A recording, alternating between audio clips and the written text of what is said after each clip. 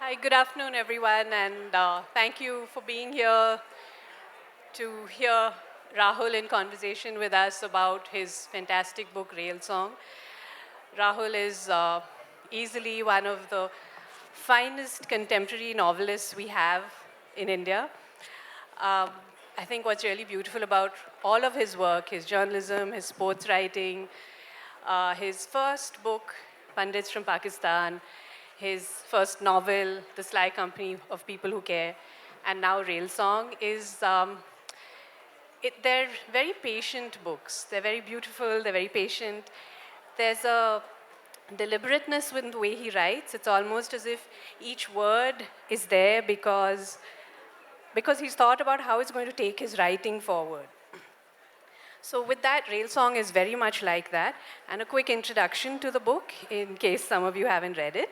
It's about Charu, who we meet at the age of 3, and then we follow her for the next 30 years. So from around 1961 to the early 90s. She becomes Miss Chitol, she becomes Srimati Chitol. But over time, um, her story is the background to her story is everything that happens in those 3 decades, which in India was very, very significant because we had so many changes in the economy, politics, society, everything. And the thing is, this is often described just in large terms like socialism, green revolution, emergency, liberalization. We don't always think about the people who are affected by this. And this book tells you the story of those people. It is fiction, but it's all of these events are the background, and it's all about the people's lives. So we learn a lot more about the generations that came before us, in a sense, as well as ourselves.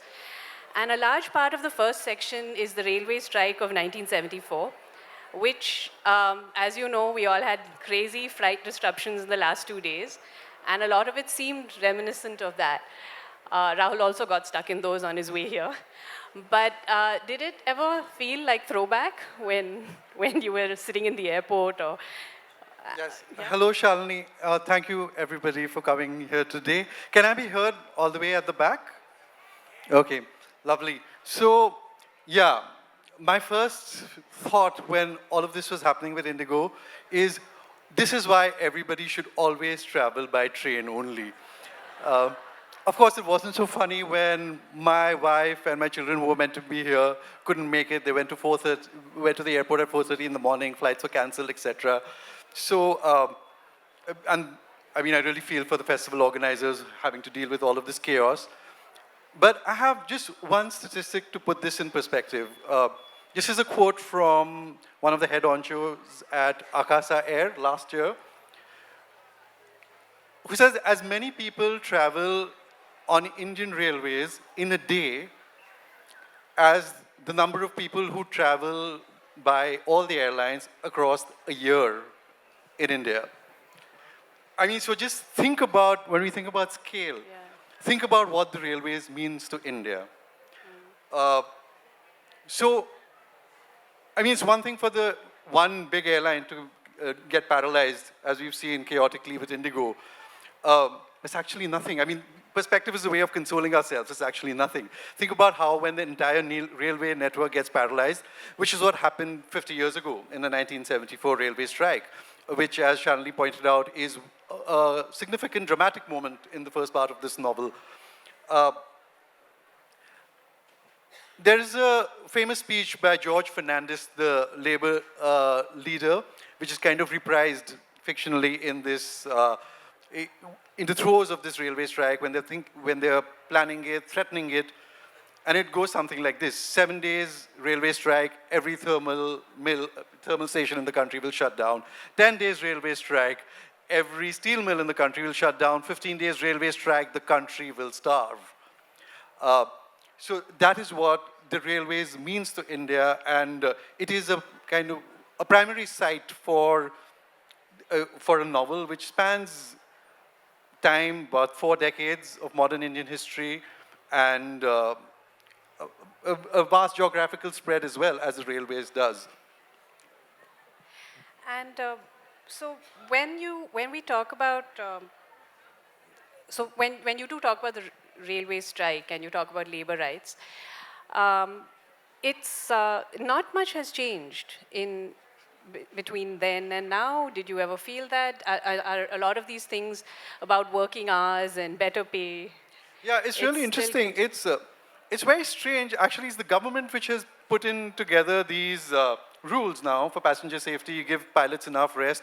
All of this, the railwaymen had to fight for. The running staff, the loco staff, hours of continuous duty. That was the term then. Um, it's also very interesting now. We are in such a post 92. The economy, labor, all of that has changed so dramatically. This we're looking at a private player. And interestingly, it's the pilots who are saying that uh, we don't want perks. We don't necessarily want work-life balance, because I spoke to an Air India pilot who's a neighbor of mine. What we want is better pay. And so it is a way of them leveraging their importance as well, just as the railwaymen did back in 1974.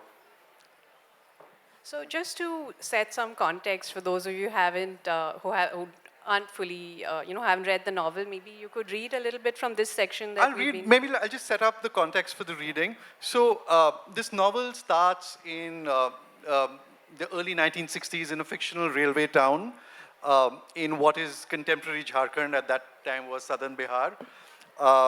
This is very much Nehruvian India. There is a sense of optimism. There's a sense of the scientific temper, industrialization, the idea of Atmanirbharta, which funnily enough was not discovered the other day. People have thought about it in the past and done things about it. So it's set in that world. We follow Charu. It is also very much, as Shalini mentioned, it's a character novel. And we follow Charu from the age of 3. It's not a spoiler to say that she loses her mother in the second chapter. So this is a house with Charu and her 2 brothers, a mother who's gone, a grandmother, a second grandmother who's kind of pulled in to help with running the house. And we see the making of Charu in this period.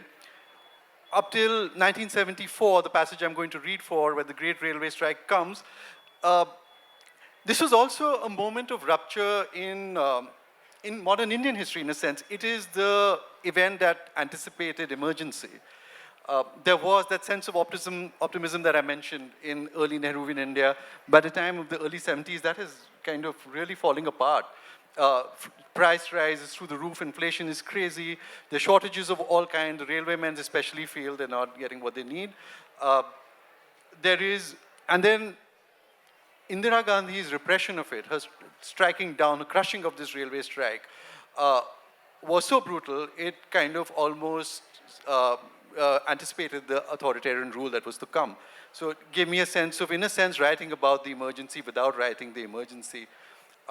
So it's an action that precipitates Charu's escape from this railway township where she feels totally confined, and she makes a journey across the country over days, which is just like how people are traveling right now, over days to reach their destination. She's a runaway, she's a teenager, she's 16. There's, when you used to, in crowded trains at that time, there used to be no grills. Grills came in later. So children, smaller people used to actually be shoved through the windows. And I spoke to somebody who actually remembered journeys from that time where, you would pay a coolie 50 paisa just to get shoved in through the window so that you can you don't have to go through the door. So it's that kind of journey. There are like 20 people in one compartment. People are sleeping in the bathroom. There are flecks of excreta floating around in the vestibules. Anyway, so this is towards the end of it, and I'll read.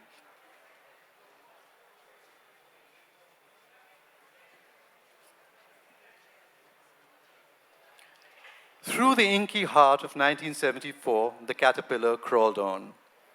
In the perspirational morning, a man who had yesterday been a few compartments down the corridor held court in her aisle. The mood felt fantastically different. He shushed everybody to calculate the speed from the frequency of the clicks on the track and announced the result.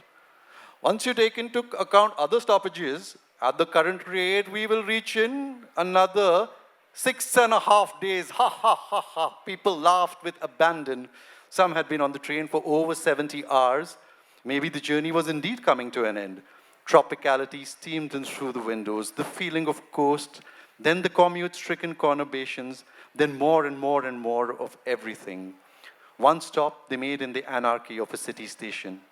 As the city injected itself into her bloodstream, she felt knocked out.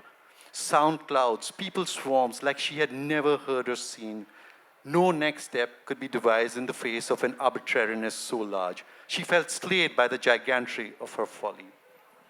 The stunned rake inched into the terminus. The thousands of inhabitants emptied out like a plagued village. Migrants, runaways, their boxes, bedding rolls, slippers, infants, ambitions, compulsions, pouring out onto the platform underneath a tremendous roof of steel and light. Whereupon they resumed on foot like an ancient caravan. At the concourse, the caravan was fissioned into infinity by countless commuters. These vigorous city commuters were kineticized by a hissing in-breath, out-breath that appeared to be a form of commuting release. Now she was distracted by a different nature of mouth sound, pucker-lipped and close-toothed ones that went or tss. She realized they were meant for her to move aside.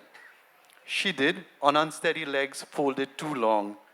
Drawn into successively parallel streams of human movement, she strayed into an area built like a cathedral, marvelous pillars, marvelous golden stars above. But here were mere ticket counters, above them stained glass, behind them the water containers, sleek modern cylinders, not plump clay pots. She was at the exit.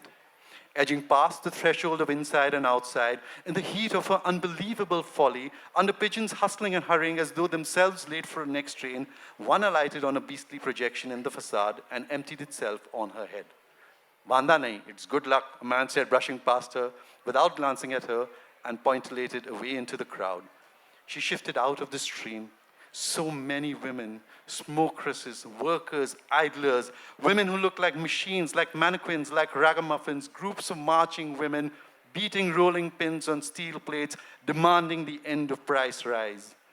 Wiping the pigeon shit with her mother's monogrammed handkerchief that had served her well over the past 2 days, exhaling a deep breath that collapsed in a puddle on her toes, determined to make inquiries at the stop where the decked red buses wheezed and resumed with great asthmatic roars, into the city of Bombay stepped Miss Chitol.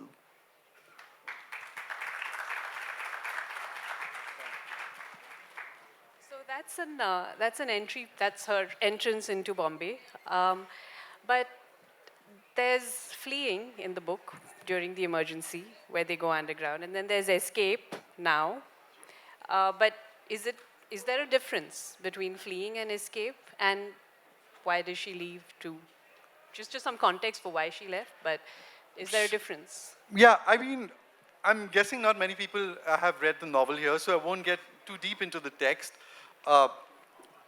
But she leaves because of a certain claustrophobia that take over women's lives, sometimes even unintentionally on the part of people who are basically running the life of this young girl. Her father, for example, is a liberal man, but he just doesn't have the imagination or even the means to give her the kind of independence that, for example, his sons acquire, where they're meant to get educated, where they're meant to, she finds herself drawn into a domestic life because who else will do it? And so she takes this kind of dramatic action, which I found, in fact, when I read Shrayana Bhattacharya, friend, the wonderful economist and author, her book is not as unusual as one thinks. Women do, in fact, run away very often, more often than we think at least. They run away to work, to not work as in all women work in the house, but to earn, to escape the pressure of spending the life with whoever people think that you're meant to be spending your life with or not meant to be spending your life with, to be able to have a more direct and fuller relationship with the world. So when Charu leaves, she's in a sense, she flees, but a fleeing is the first step to an escape. And what is escape? In fact, if you ascribe a nobler purpose to escape, which there usually is in an impulse, it is a meaningful form of striving. There is something, what you're escaping from, what are you escaping into? And it's not just one act, it's not just the act of running away home, it's something that you kind of keep doing every day if you're trying to make yourself. So And she goes to Bombay, where people, as we know, in the Indian imagination, it does have a special place. It is where people do go to make themselves. It is where the film stars, they're called strugglers. Then they reach Bombay, coming with nothing in their pockets, thinking that one day, me, a struggler, will be a star, a film star. And non-film aspirants also kind of hold that kind of hope of Bombay, that I will be a star in my own life. And nice. the very so the first introduction to Bombay is she comes and she sees this kind of fantastic array of women going about their lives, striving in different ways, making something of themselves. It's very different from a cloistered railway township life.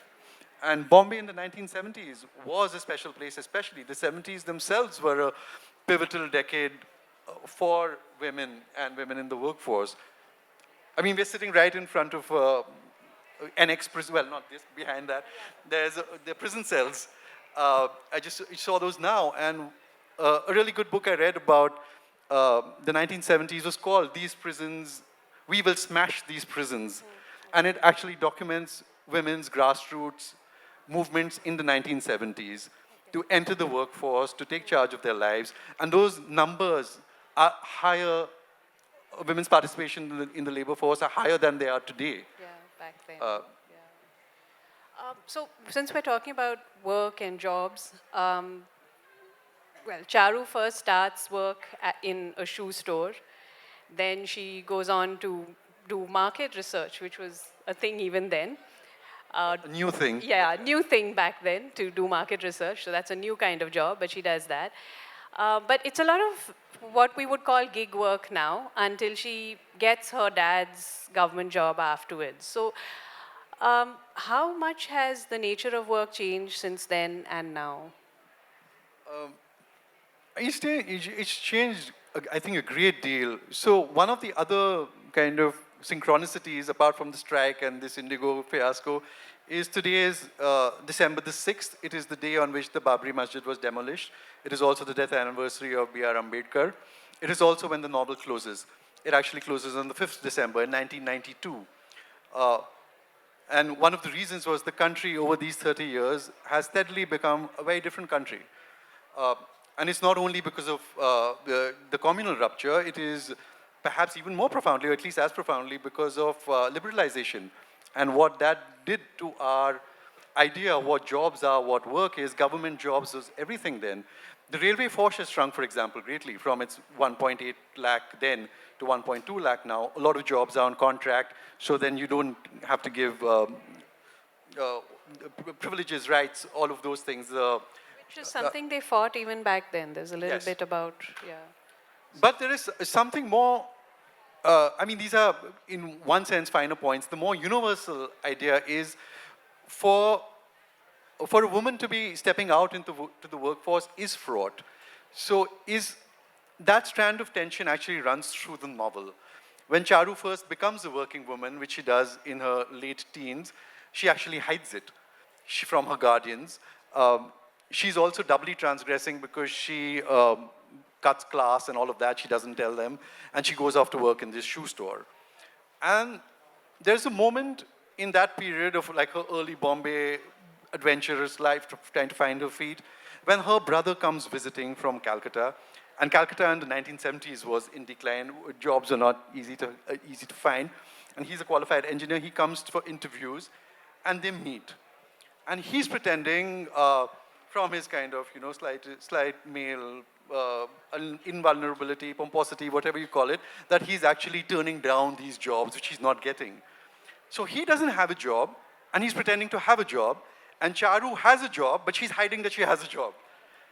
And so there comes a moment where the bill comes to the table, and she persuades him to let her pick it up, which is against convention. He's the man, he's older, all of that. But she said, I'm the Bombay person, I pick it. He said, okay, I'll let you pay it, but he just adds, but don't tell the Mamar Bari, don't tell the guardians that. So not only is she working in secret, she's also doing something to preserve male honor. So this kind of tension runs throughout when she gets married. What is the kind of work a married woman can do? Can you be out in the field or not? At one point, she becomes a welfare inspector on the Indian Railways. This is a terribly, terribly interesting job. She works all through in the personnel department of the railways. Uh, this was, this is actually something that allowed me to articulate the Indian Railways as a human network that runs through India.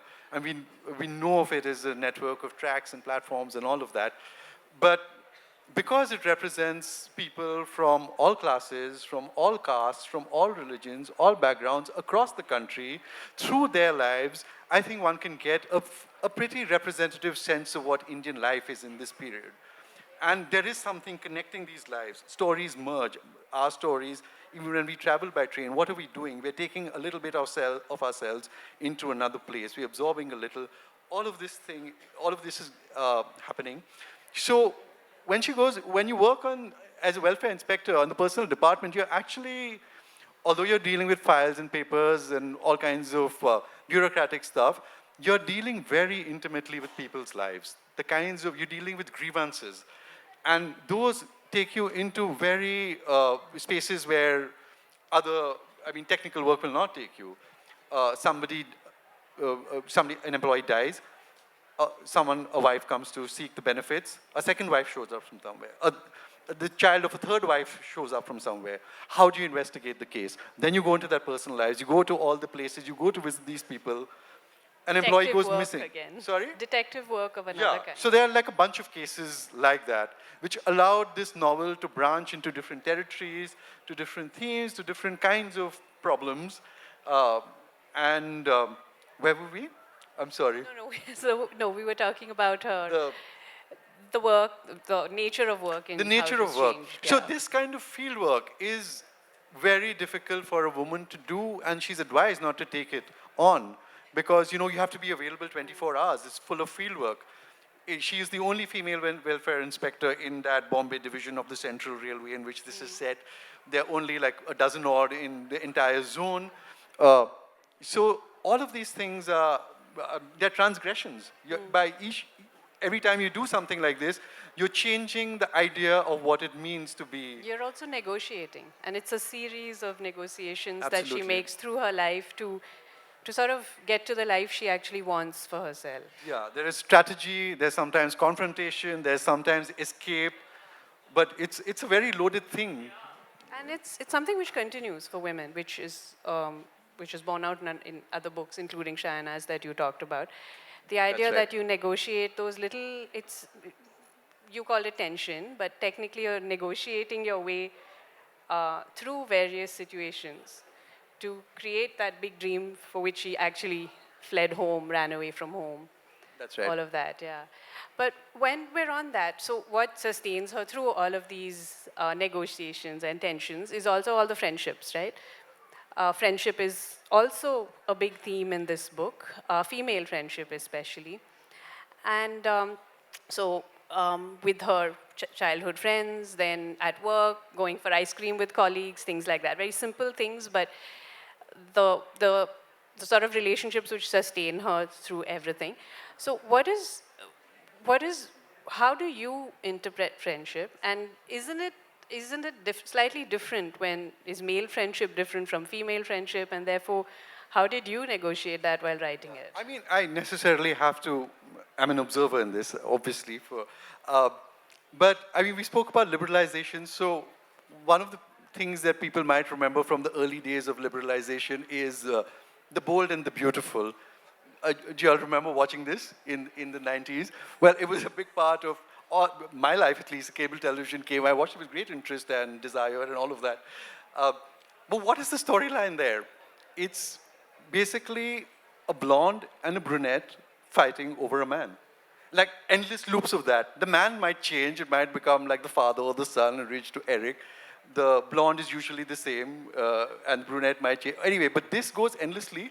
And obviously, this is a comical depiction of like what life is, right? And this is not how women. Not in any way one at doesn't all. have to be a woman to see that this is ridiculous. One only has to be sentient to see that this is not like the limit of female relationship with each other.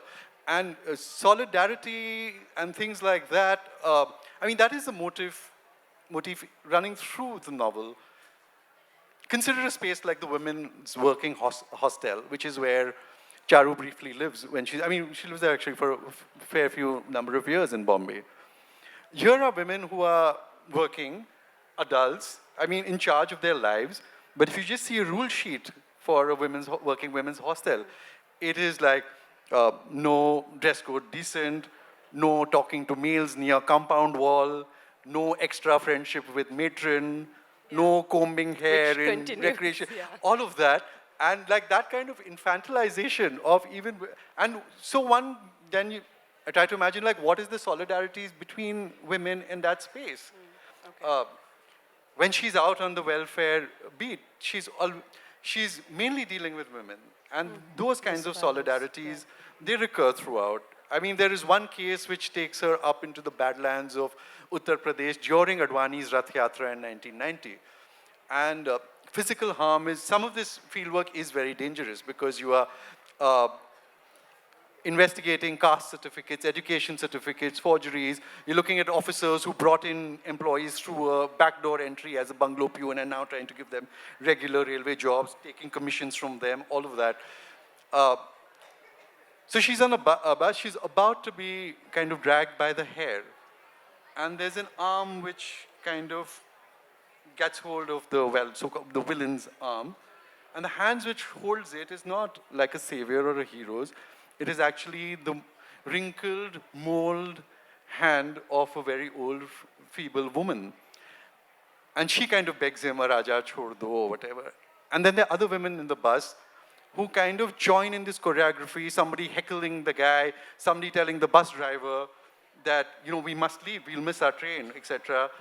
And all of them coming together instinctively to basically save another woman. And these kinds of ordinary moments of solidarity just happen because of of circumstances of their lives.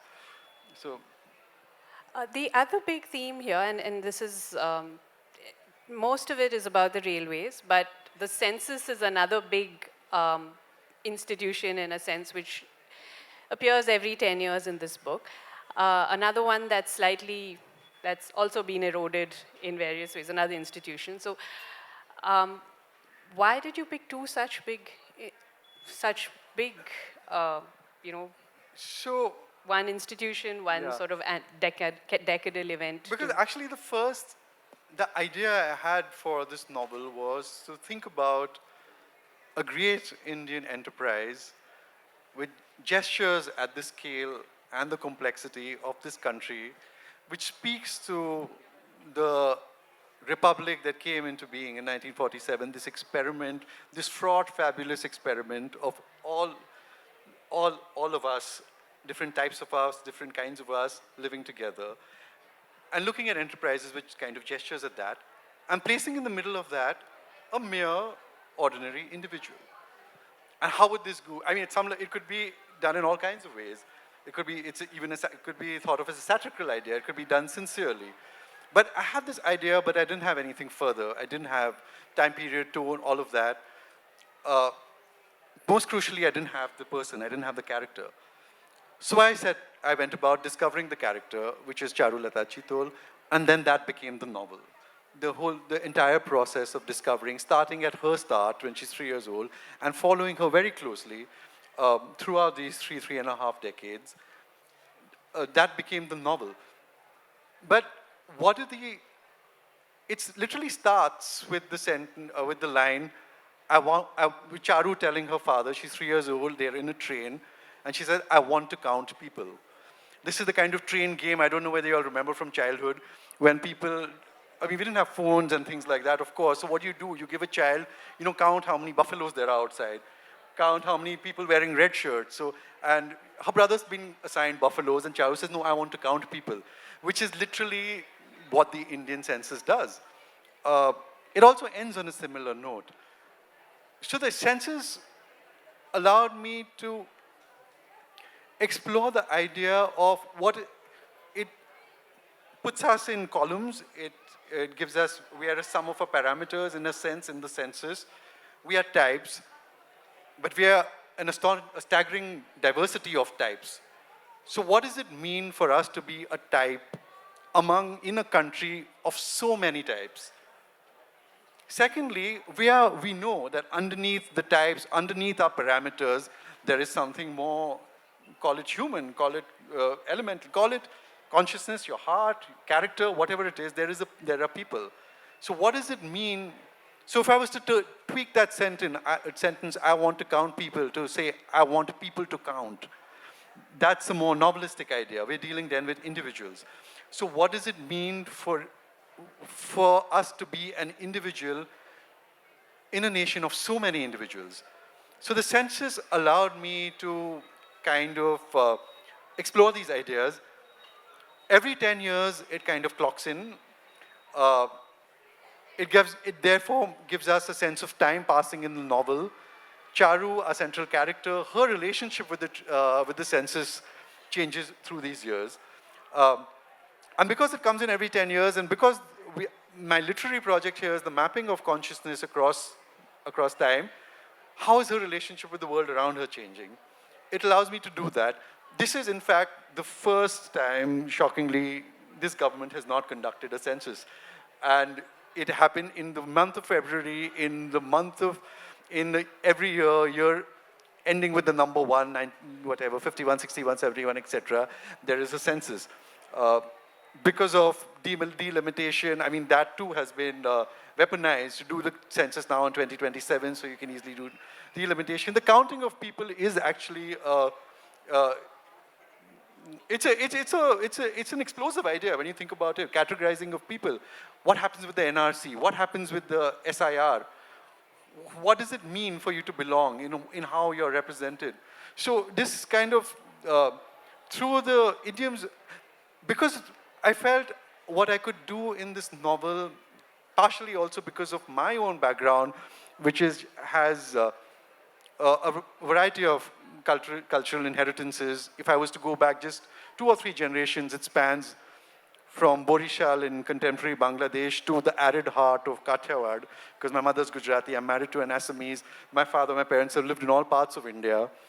Through the census and railways, through Charu's character, through the lives of the railway people, I felt I could make actually an intimate bond between our lives, the way we live them, and these giant institutions which kind of hover around us, above us rather, like the railways and census. I could see that there is something that in literary terms, I could make a connection. To us, yeah, great. So we were going to do another reading, but we're short of time. But if there are audience questions, yeah, sure. Is there a mic going around? Yeah, all right, thanks. Good afternoon. My name is Padma, and I couldn't but Hello. couldn't but help think about the cover of the book. You spoke a lot about the content of the book, but the book has 2 color combinations. That's right. And there's a lot of thought, I'm sure, that's gone into the design as well. Would you be able to share some of those thoughts? Thank you. So, well, the Bloomsbury publicity people are here, so we could even throw the question to them. The short answer is we like them both very much, the color schemes, and we just thought, why not give the reader the choice? I mean, this is post-92 India. We are in the age of conspicuous consumerism, capitalism, etc. So choice, so let's give it to them. I find it, to me, it evokes, pardon me if I slip into, you have the yellow, this is the blue. If I slip into a sort of Tagorean flights of fancy here, to me, it evokes the idea of the railway running like a poem or a song through the soul of this country. So we have this kind of very abstract depiction of geographies, topographies, colors, and then a kind of railway track which is just indicated. The 2 color schemes depict to me very different things. One is very much a cover of the day. The one you have, it suggests sun and sweat, and in that sense, closer to Charu and her life. This one is more of the colors of night and dreams. Aqua and terra is how Shruti, my literary agent, how she thinks about these 2 covers. You could think of them as different moods of a personality, of Charu's personality. Well, that. anyone else? Good afternoon. Good afternoon. My name is Urmi Chakravarti. Shalini, good afternoon. I'm sorry, I Rahul, can't hear you. I think Maybe hold it a little closer. Yeah. my name is Urmi Chakravarti, and good afternoon. And can you hear me? I can. Yeah. I don't know whether Rahul, they can, but I can at the back. Rahul, it was wonderful listening to you. You speak so well. I mean, it was a delight. And such stunning audiovisual imagery in the excerpts that you read out. Absolutely loved Thank you. them. I just wanted to understand this book, when you were writing the book, which was more important for you as the leitmotif, like the railways background or the social commentary, the gender sensitivity, which for you was more important? Because I feel, you know, against the background of the railways, you've spoken a lot about so many things, the social part, gender sensitivity. In fact, the name Charu reminded me of course, Noshtunir and Tagore. And so would you like to share, you know, just a few sentences on which was more important for you as the leitmotif for the book? Thank you. You know, it's novels do many things, and especially kind of big novels. You're dealing with like a bunch of ideas and trying to get them to cohere around a center. And that center for me was Charu. So all the ideas and all the things that you spoke about, the socio-economic aspect of it, the life of a life lived on the railways, a life. I mean, Charu is somebody who's also, for whom the railways is a kind of spiritual home. She is, she doesn't have a native place. It kind of puzzles people when they ask her, and she says Bhumbalpur, which is the fictional railway township. They dismiss that. How can an industrial township be home? So anyway, this is a slight digression, but through her story, I felt, and through her work life, which is central to the novel, I felt I could explore all these other aspects, but I could not afford to lose sight of her. I felt then it would not work as a novel. I mean, I'm sorry, does that answer your question? Yeah, we've got that. There's a question back. Yeah, there's also one at the back. I think Good we'll do afternoon. just the last two, this one, and then we'll take that one at the back. Good afternoon. Good afternoon. My name is Prasad. When you penned down this book, did you had political thought or literary thought? Our literary thoughts divorced from political thoughts, but I mean, would you say they are? I wouldn't say they are. I mean, I feel if literary thoughts is deep thoughts are necessarily, I think, political. Because what are you thinking about? You're thinking about how an individual lives among, how we live among other people. I think that is a political idea. Organized politics is an expression of that. And I think this book deals with that quite, I mean, we mentioned the census and the idea of this. It doesn't kind of tiptoe around that. It is an exploration of that idea. It's not it may not be party politics, but it is an idea of what we are in relation to people around us. That is both a literary idea and a political idea, I think. Choice, almost every choice one makes actually has something political behind it. So you can't ever. But I think, yeah, we have a question Hi there. Rahul, I'm Somesh. Oh, hi, Somesh. So your book Pandits from Pakistan and Sly Company of People Who Care have come from your travel, at least the Pandits from Pakistan for sure. So the beauty of those writings is that so much of your own experience seeps in through it. How did you manage to navigate that in this book, where a lot of it you may have experienced, I don't know, but how much of it was your actual experience and how much you borrowed it and learned it and brought this in the book? Okay, I see on the timer that we have just a minute. And a half. Yeah. So, well, one of the ways I could do that is, first of all, having written those previous books, so it's kind of out of the way. It is. You're right. I mean, I'm at least superficially, it's very far from my experience. I have no experience of the railway life. I'm obviously not a woman. That was, I found that deeply interesting and challenging as a novelist. It's hard, but I worked at that with as much sincerity as I could. But the deeper ideas that you mentioned, you mentioned escape, travel, migration, the idea of home, I think all of these things are actually explored in a deeper way, even though it is not autobiographical or quasi-autobiographical. Some of those themes I can see, especially now with a little bit of distance, a tiny bit of distance from the book, are in this novel as well. Okay, fine. We have 30 seconds, so really Okay, quick. a very quick question, and it kind of builds on the previous one. Why did you choose a female character? How integral it is to the story? And Yeah, I think you won't yeah. get an answer if you don't Yes. stop. So yeah, sorry. Yeah. Sorry. But Well, I didn't start the project with the idea that I will write. I'm a male writer writing a female book. It's when you sit down on the page, you see, and I actually wrote this by hand, so it was literally on the page, and a character suggests itself to you, and you start following it, and soon you're deep enough into it to not be querying your choice. I mean, later on, as you get deeper into it, you realize there's so much of this is unfamiliar to me. I have to work much harder at it. But that very first choice came by instinct, and the rest of it I just followed with as much diligence as I could. so thank you so much, everyone. Rahul will be here signing books. Thank you so much. Please buy everyone, it. for You can coming. pick yellow or blue. But and he'll also take more questions over there if he wants to. Thank But you, Shalini. Thank you for very much. having Thank you, Rahul. us. Thank you, Shalini. He will be heading off to the bookstore to sign books, so